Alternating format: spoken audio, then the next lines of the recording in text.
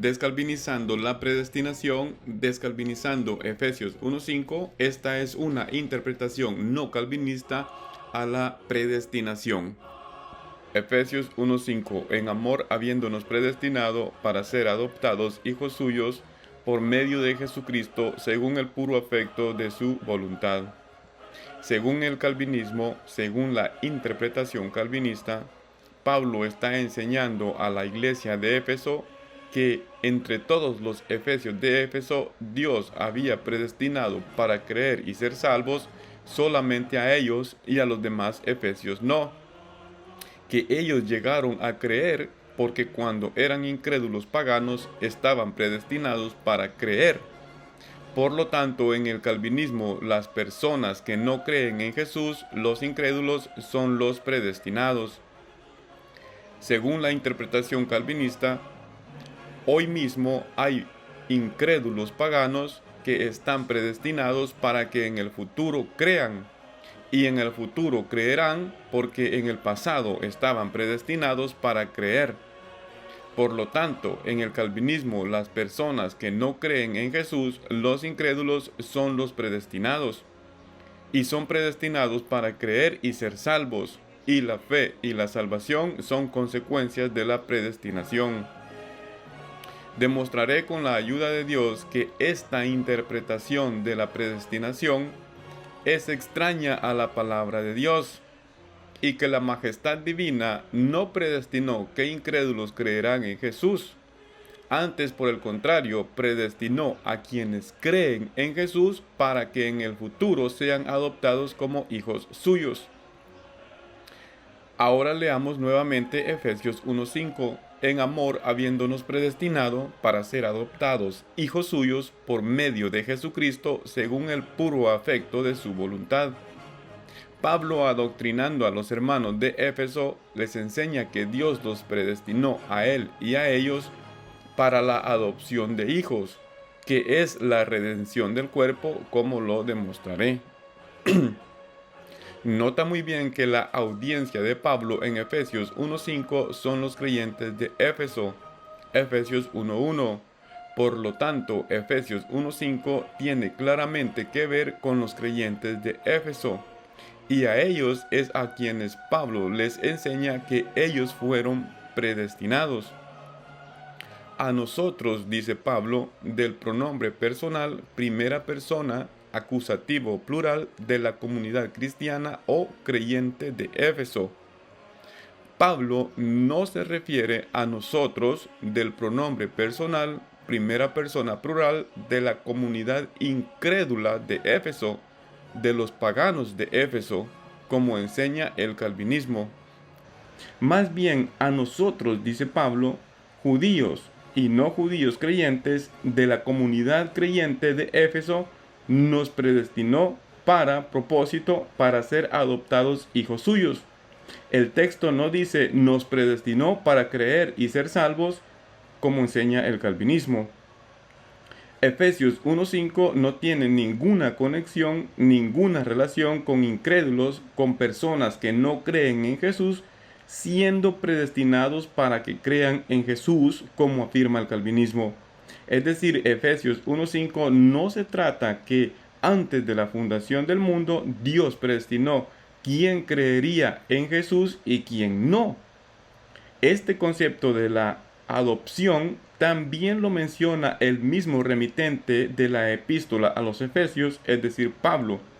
En su epístola a los romanos, adoctrinando a los fieles hermanos de Roma, a los creyentes, dice, cito, y no solo ella, sino que también nosotros mismos, que tenemos las primicias del Espíritu, aún nosotros mismos gemimos en nuestro interior, aguardando ansiosamente la adopción como hijos, la redención de nuestro cuerpo. Romanos 8:23.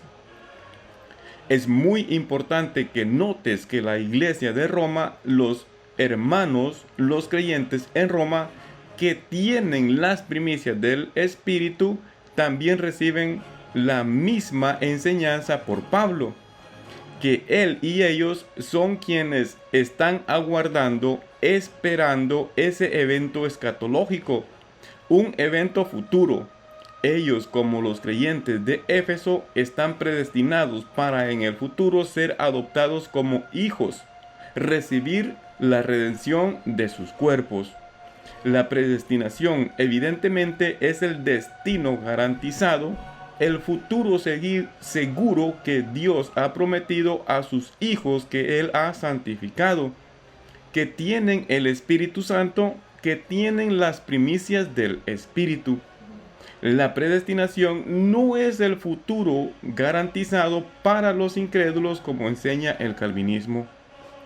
Efesios 4:30 continúa Pablo enseñando a los santos de Éfeso: y no contristéis al Espíritu Santo de Dios, con el cual fuisteis sellados para el día de la redención.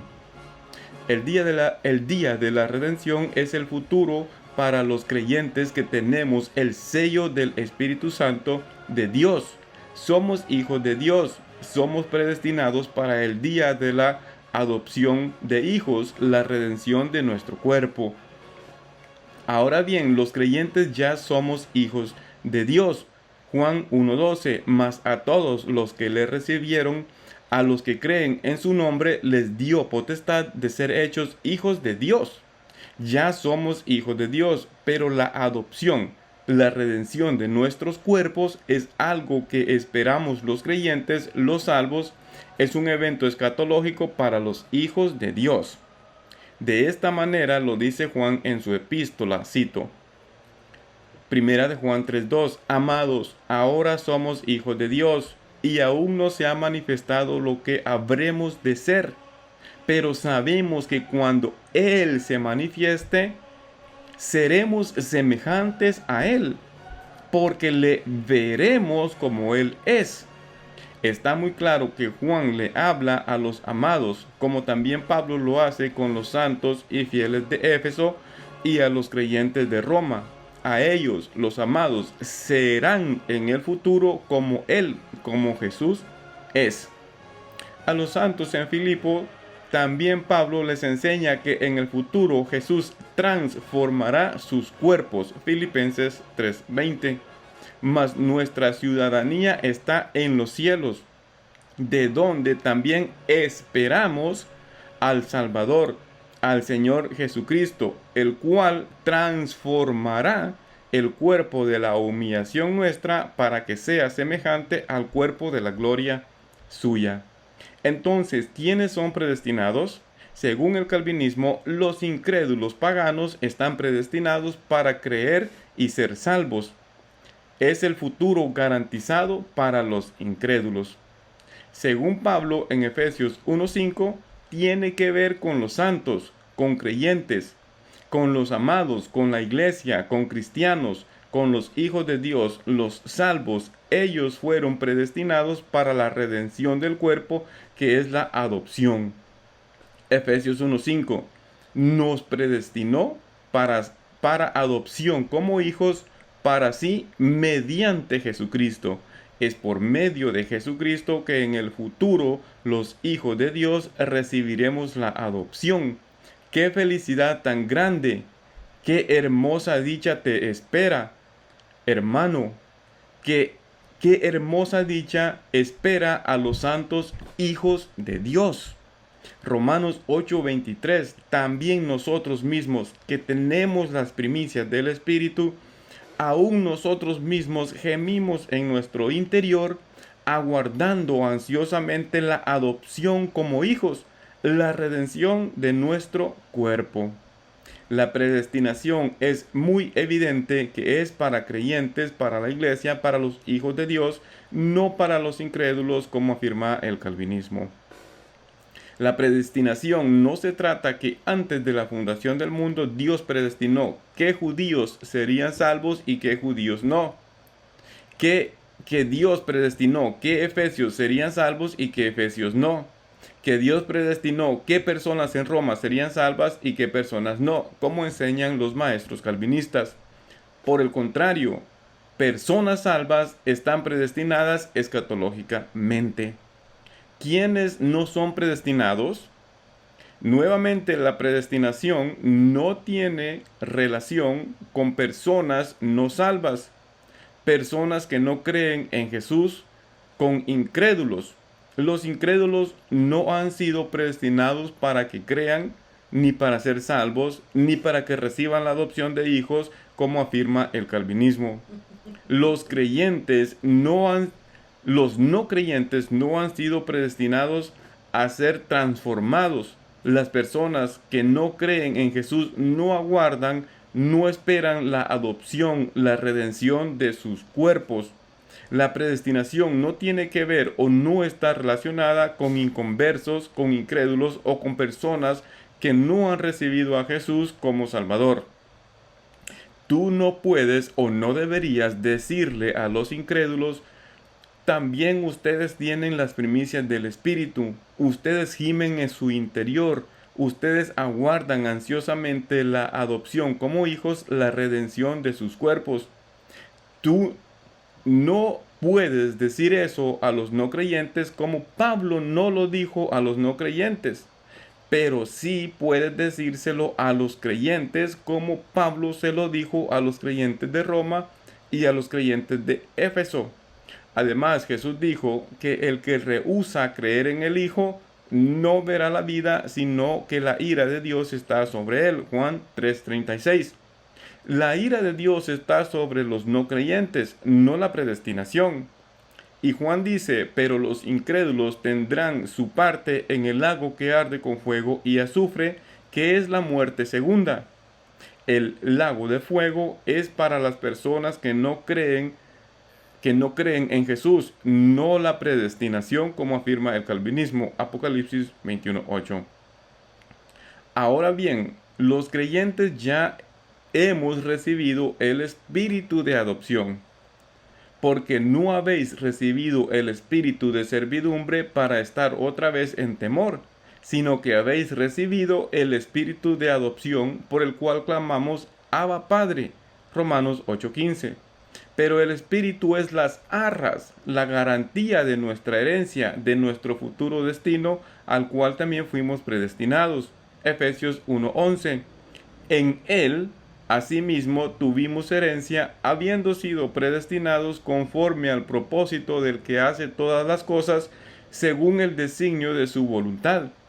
En Él también vosotros, habiendo oído la palabra de verdad, el evangelio de vuestra salvación, y habiendo creído en Él, fuisteis sellados con el Espíritu Santo de la promesa, que es las arras o la garantía de nuestra herencia hasta la redención de la posesión adquirida para alabanza de su gloria. Y Efesios 4:30, Pablo dice: no contristéis al Espíritu Santo de Dios, con el cual fuisteis sellados para el día de la redención. Amén, gloria a Dios.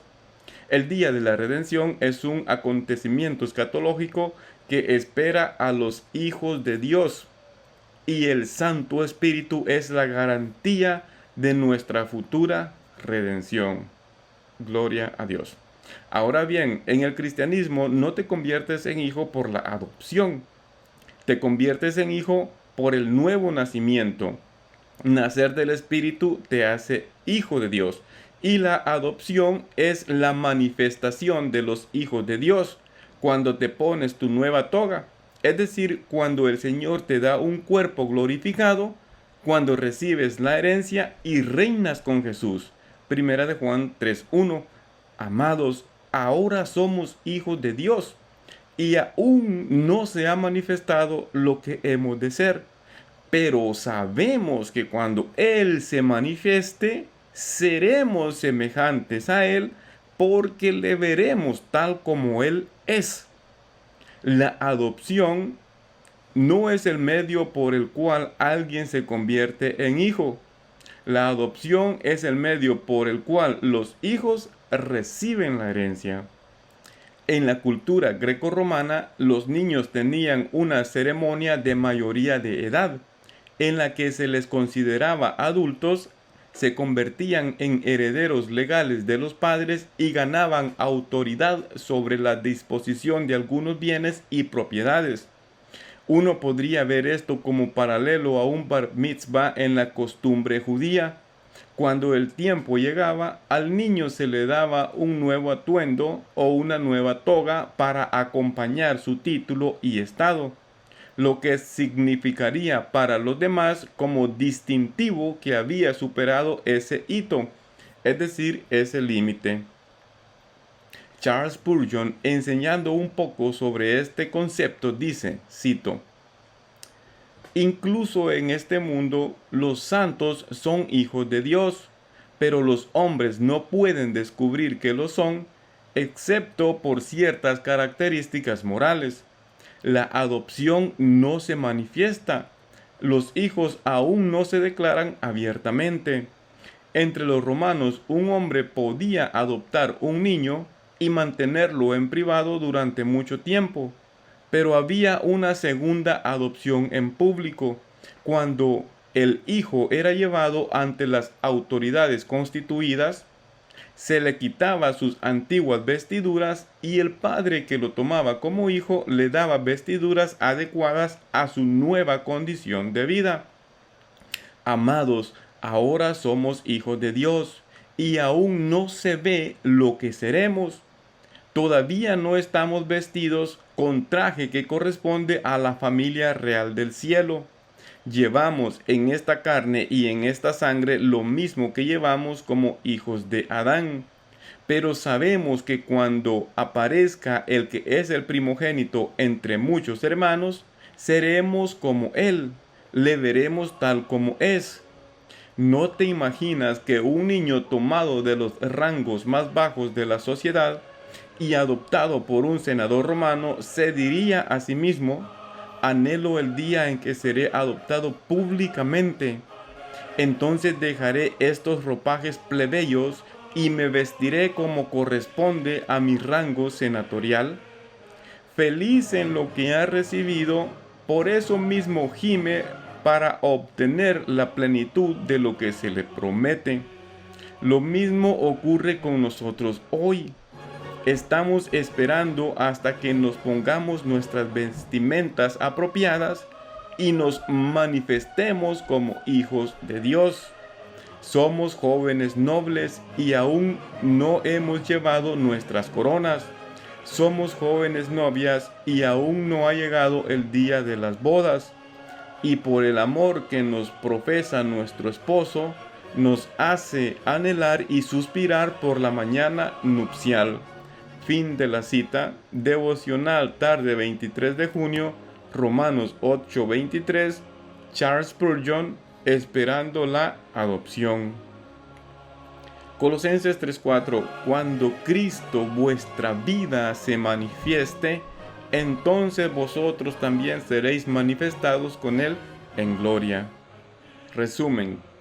En resumen, la predestinación básicamente se trata que Dios ordenó de antemano el destino, predestinó, destinó por adelantado, estableció el destino de aquellos que por la gracia, por medio de la fe, se reconciliarían con Él en su Hijo unigénito, Cristo Jesús, nuestro Señor. Así que la predestinación no tiene que ver con que Dios predestinó quiénes van a estar en Cristo y quiénes no. Más bien la predestinación tiene que ver con el futuro de los que están en Cristo o lo que llegarán a ser los que están en Cristo. Si los calvinistas fueran consistentes con lo que creen, tendrán que reconocer que ellos, cuando eran incrédulos, estaban predestinados para ser adoptados hijos suyos, es decir, para creer y ser salvos. Por lo tanto, esa acción ya fue realizada en ellos. Esa acción tuvo su cumplimiento y su fin cuando ellos creyeron. La predestinación se cumplió y fulminó y terminó cuando ellos creyeron. Los calvinistas, por lo tanto, ya no están predestinados. los calvinistas ya no deben gemir esperando, aguardando la adopción, la redención de sus cuerpos, porque el propósito para el cual ellos eran predestinados, que era creer, ya se cumplió y fulminó. Si los calvinistas son consistentes con lo que creen. Si te ha gustado este video de la predestinación sin calvinismo, si te ha gustado este video donde hemos descalvinizado la predestinación y Efesios 1:5 y le hemos dado la correcta interpretación, dale like y comparte.